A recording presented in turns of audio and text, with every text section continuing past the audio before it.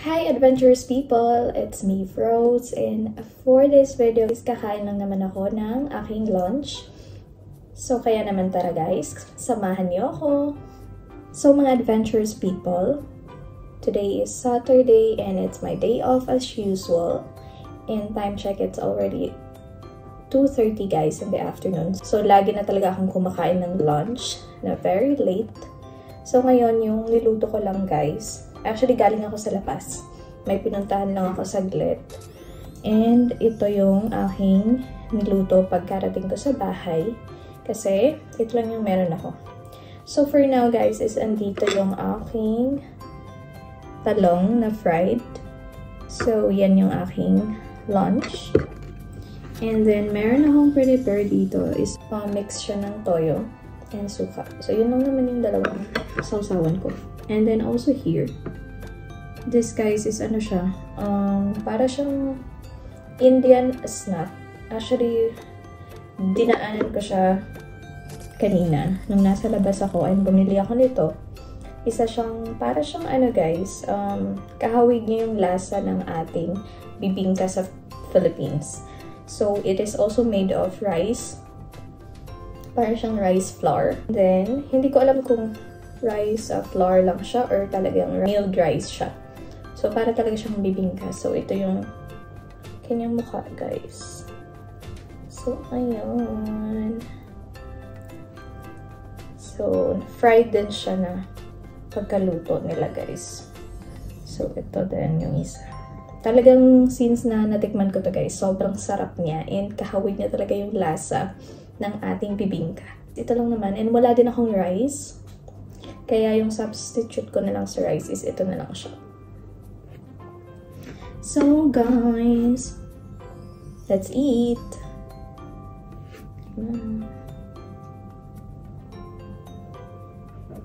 So kain tayo guys. Samahan niyo ako sa aking lunch. Ito yung aking talong. So ang ginagawa ko guys is pinabalatan. Naghugas na ako ng kamay, guys, ha. Pinabalatan ko siya. So, ilaw ko siya na ano. Ito yung ginagawa ko.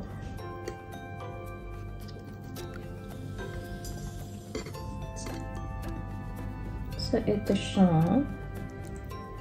Sarap nito, guys. This is one of my favorite also. Tapos, i-dip natin sa sausawan. Kasi guys, sobrang sarap nito. Here we go.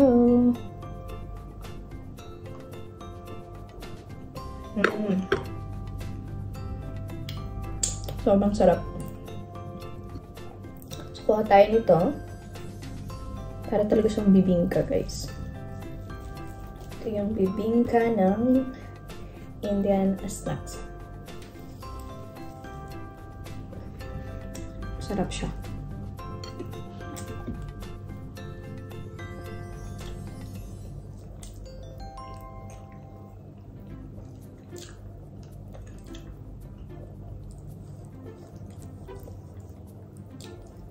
Nakakamay lang talaga ako, guys.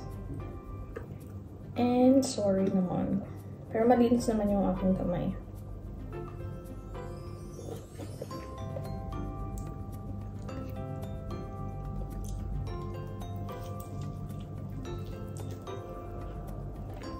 Kaya talaga siyang bibingka. Hindi ko alam kung anong pangalan nitong snacks na to.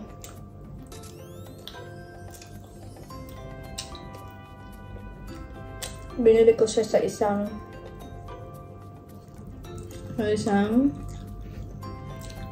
Indian cafeteria.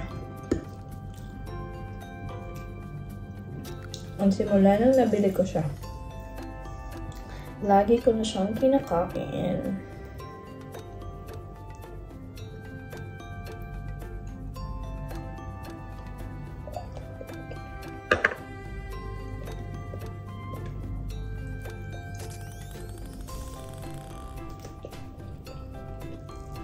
So guys, kakain muna ako ng pang-mabilisan para matapos tayo agad-agad. Let's go!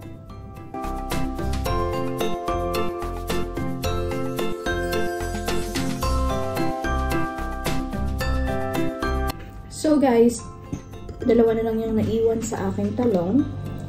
Ito, binalatan ko na yung isa. And then, meron pa rin akong konting naiwan dito sa parang puto. Or parang bibingka, guys. So, hindi ko talaga alam kung anong pangalan nito, guys. Next time, pag bibili ako doon, talagang tatanungin ko na yung nagbibenta. Kasi hindi ko talaga siya natanong din kung ano yung pangalan ng snacks na to. But then, kahawig talaga niya at kalasa niya, guys. Yung bibingka sa atin. So, guys, ito lang naman yung mga pinakain din ng mga OFW dito sa Dubai. Like me. So, simpleng pagkain, simpleng ulam, solve na guys sa amin. So, kahit nasa abroad guys, budget din. Kasi hindi madali hanapin yung pera. At lalo na guys, ngayon, petsa de peligro na, diba? Alam niya ng mga OFW kung anong ibig sabihin ko sa petsa de peligro. Yan yung petsa kung saan antayan na ng sahod dito. And wala pa rin. Kasi anong date na ngayon, wala pa kaming sahod. So guys, syempre, budget din. Kaya, gulay-gulay. At saka hindi din talaga ako pala karne. Kasi hindi naman mga fresh yung mga karne dito. Mga baboy. Kaya, maganda na magulay. Ito na lang yung naiwan sa akin. Para talaga siyang puto guys, closer to. Para siyang bibingka talaga. Pero naka-fried lang, hindi siya naka-oven. Or hindi siya yung way ng pagluto ng bibingka. Pero yung lasa niya is talagang parang bibingka.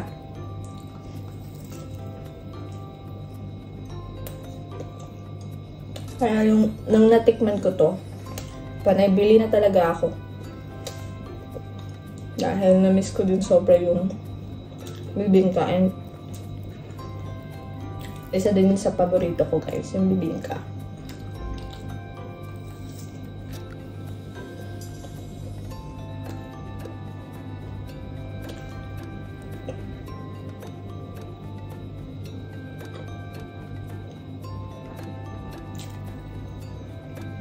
Ayan. Solve na ang lunch ko. Ubus ko na. Hindi ko talaga nakain ng balat, guys. Talagang natanggal ko siya. Ewan ko. Basta ganito ako kumain ng talong na perinato. Natanggal ko yung mga balat. So, ngayon is ubos ng aking lunch. Solve na solve at busog na guys. So, until here, and I hope you enjoy my video, guys. Thanks for watching. Bye!